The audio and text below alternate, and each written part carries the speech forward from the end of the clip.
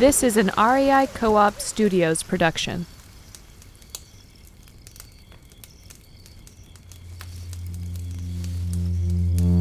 Welcome back to our mini monster series. We here at Camp Monsters know that mysterious creatures are a year-round interest, so we're making sure that you have a new monster in your feed every month until our full season launches this September. This month we're doing something a bit different. Our friends over at West Elm, you know, the ones with all the great furniture and home decor, reached out and asked us if we could find out more about a creature that washed up near their corporate headquarters in Brooklyn a few years ago. We get requests like this all the time, but usually there just isn't enough substance to write about. We can only turn up a rumor or two, something people have heard of but never seen. This one was different. In this case, we found, well, you'll have to decide for yourself what to make of it. We found enough to write about and enough to make you a little nervous the next time you hear something scurry in the dark. Maybe our source isn't reliable. Maybe it was just fear and imagination working together. I hope it was. It's up to you what you believe and how to explain away what you don't. So gather round. Welcome to Camp Monster's latest mini-monster episode.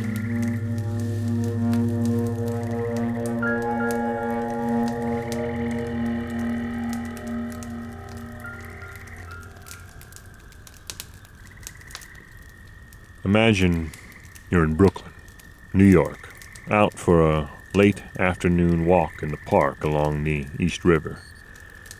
Your mind is elsewhere. The work you need to do, the groceries you need to buy, the friend you've been meaning to call back. Well, you really ought to call now. But then you catch something out of the corner of your eye, right at the water's edge. Piece of trash? No, there's something odd. It's too big and heavy looking to have blown in on the wind. The river must have floated it up. And, oh, no, does it have a face? Oh, it used to be a face. You don't want to get closer, but you have to. And you realize that this thing was definitely, at one point, a living, breathing creature. But not like any creature you've ever seen. Or any creature you'd want to see.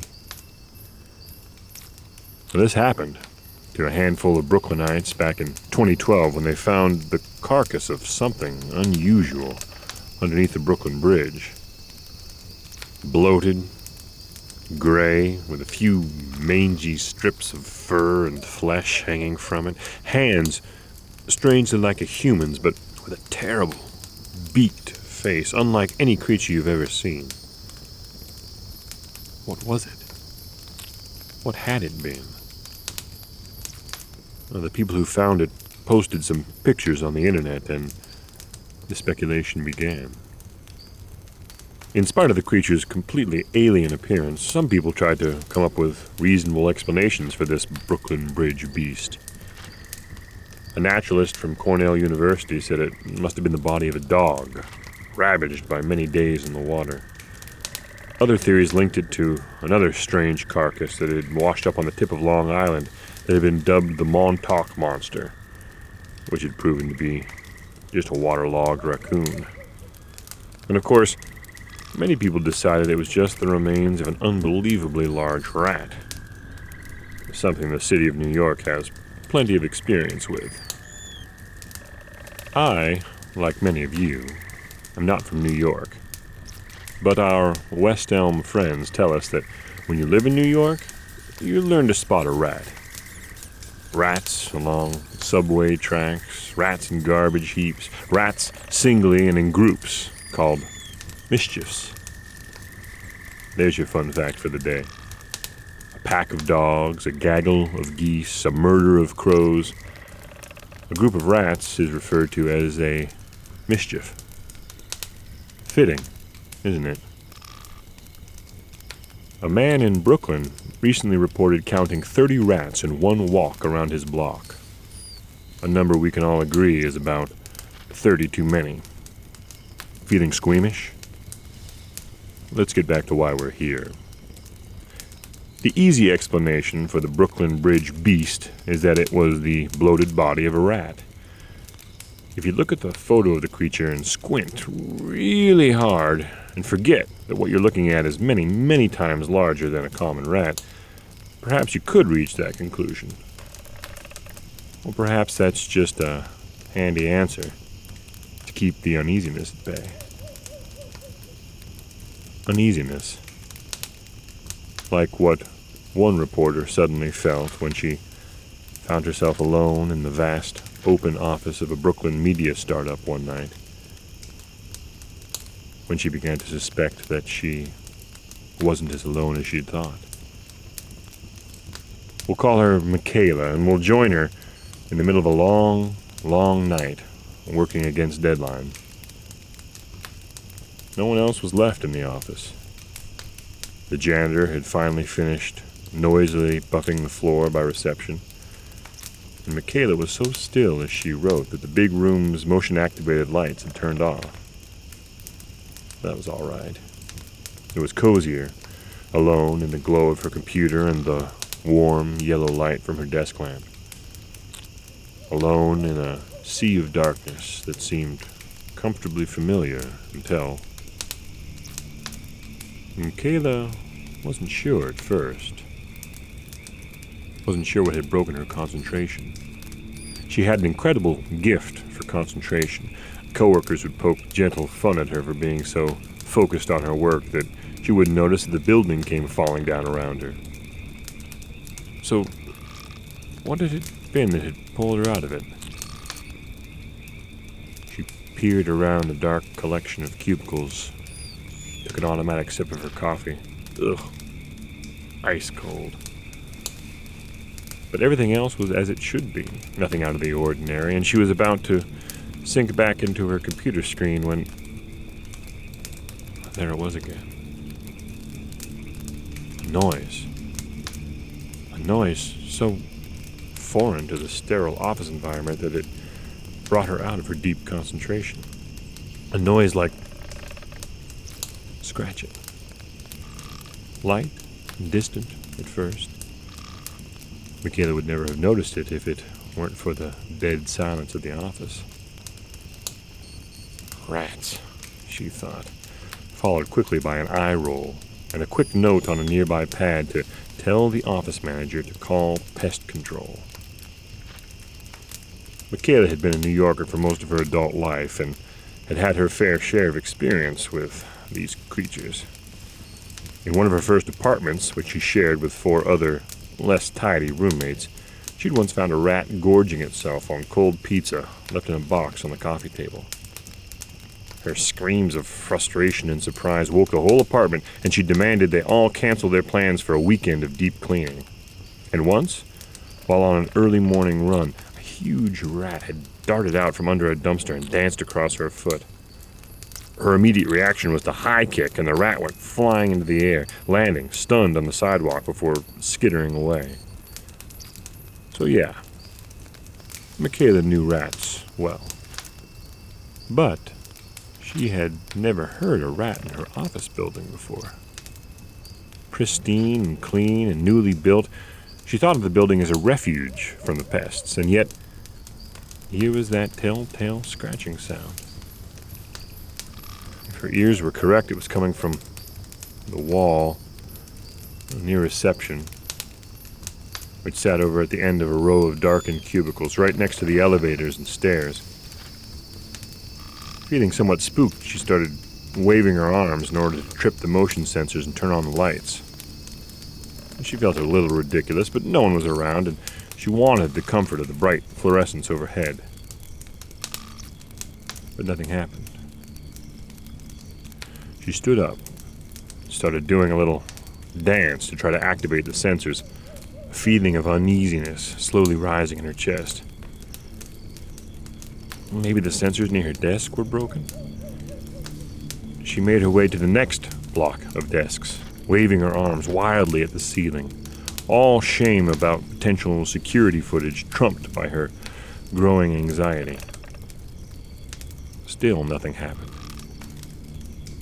Michaela had never really been scared of the dark, but her inability to turn on the lights brought a new sense of dread.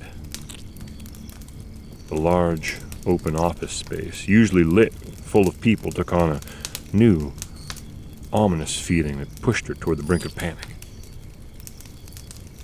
Everything that was happening was abnormal, and Michaela hated it. The lights here always worked. She'd never heard rats in the walls.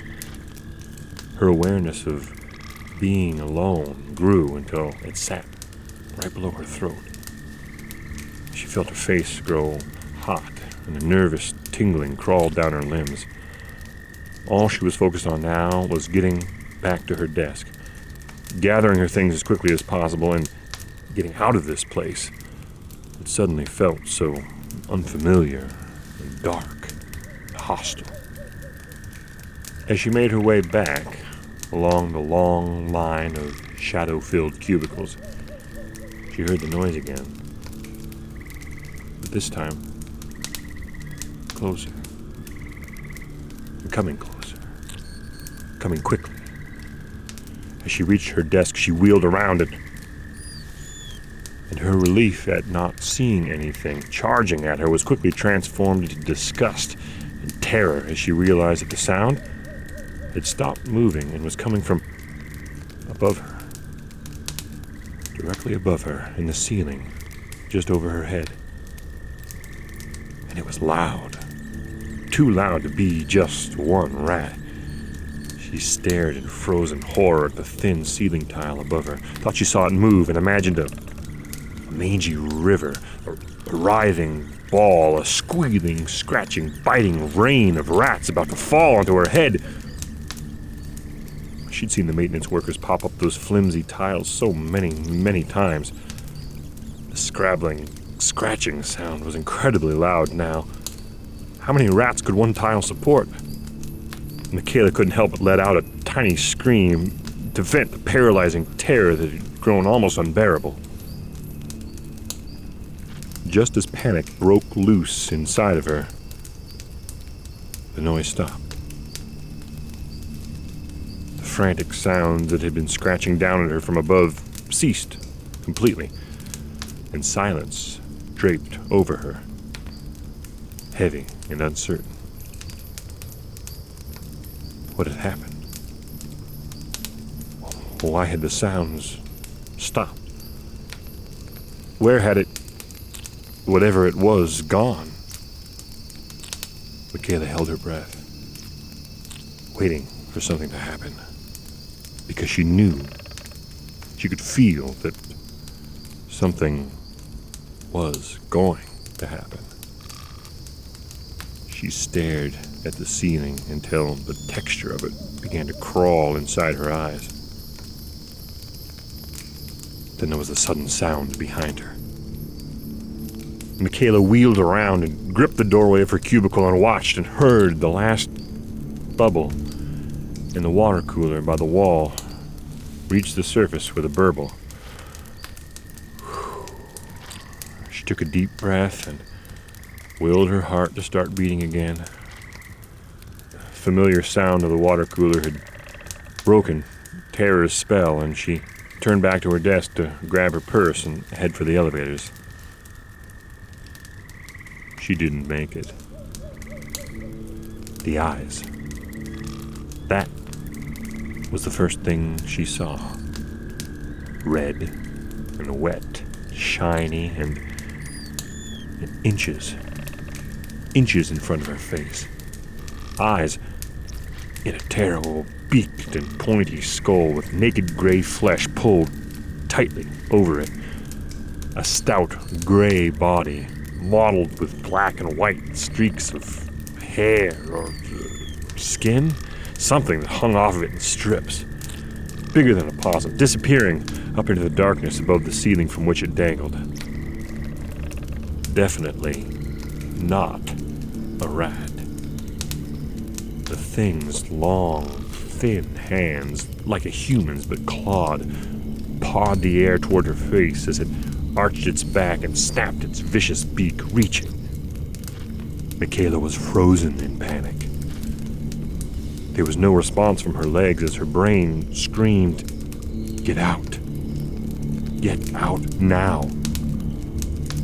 But then the creature, unable to reach her as it dangled, dropped from the ceiling, twisting in the air and landing nimbly on all 4 feet on the top of her desk. It had barely touched down before Michaela was sprinting for the stairs, her face contorted in anguish and terror. As the rows of dark cubicles streaked by, all she could hear was her breathing and her heart and the scratching of the creature's claws across the hard tile floor as it scrambled after her. It was gaining. She didn't dare look around, but she could hear it. It was gaining. She flung herself into the stairwell and turned to slam the door, but the pneumatic door closer stopped her. She threw herself against it, struggling, but the door refused to move faster than its usual leisurely pace. She was going to be mauled to death by a creature unknown to science while this door closed, whisper quiet, on her screams. As she pushed, her face was pressed against the wire-embedded window in the door, and now she saw the creature running, and the gap in the door was still too wide. It was going to make it in. She leapt back in a crouch to face the thing when it came. And the last sound she heard was the creature losing its footing on the freshly buffed floor, smacking into the door frame and skittering and sliding and thudding into something with a satisfying slam. And then the door closed, whisper quiet, and shut out everything else. Her purse, her phone, her keys, everything Michaela needed was stuck in that office. She ran to a nearby diner, and the concerned waiter attempted to calm her down with some water and a reminder to take deep breaths. When she'd regained some sense of reality, she asked to use his cell phone and then waited until her tired, frustrated roommate showed up to help her home. Her roommate's frustration was quickly replaced with concern after one glance at Michaela's pale, fear-wearied face. When asked what was wrong, Michaela just shook her head and said, "Not now."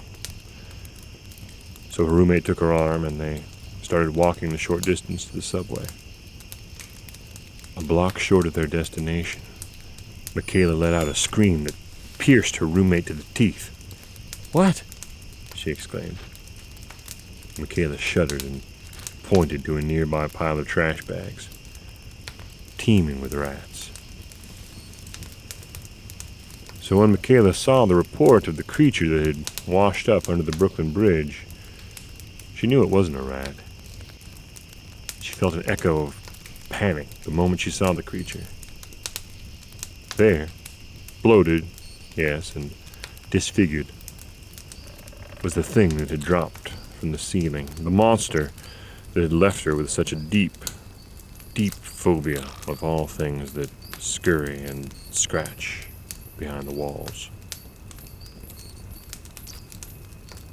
But perhaps you don't believe Michaela's story, and chalk it up as just another urban myth about the hidden mysteries of New York. A tall tale people tell over drinks to scare the newcomers that still pour into the city. Perhaps. But anyway, try not to work too late. It can be bad for you.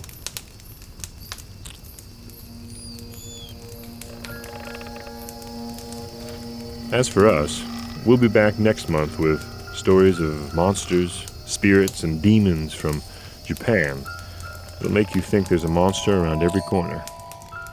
And if you like these mini monster episodes, you'll like our full-length shows even more. Season 1 is available now, and Season 2 is coming in September of 2020. So please subscribe, rate, and review us on Apple Podcasts. It's your support that keeps these spooky stories on the air. Our Mini Monsters series is written and produced by Chelsea Davis. These sounds are engineered by the very talented Nick Patry from Cloud Studios. Our executive producers are Paolo Motola and Joe Crosby. Thank you to our friends at West Elm who brought us this story. Whether your version of the great outdoors means an overnight camp out or a rodent-free picnic on your city stoop, it just got even easier to make yourself at home outside. The new REI Plus West Elm collection is portable and on the go, designed for your backyard and beyond. We got our mini monster facts this week from the Huffington Post, Business Insider, and Fandom. Our rat facts came from the New York Times and Popular Science. Links to our sources will be in the show notes if you want to learn more about all the things that scurry through the streets of New York. I'm Weston Davis. Thank you for listening, and see you next month.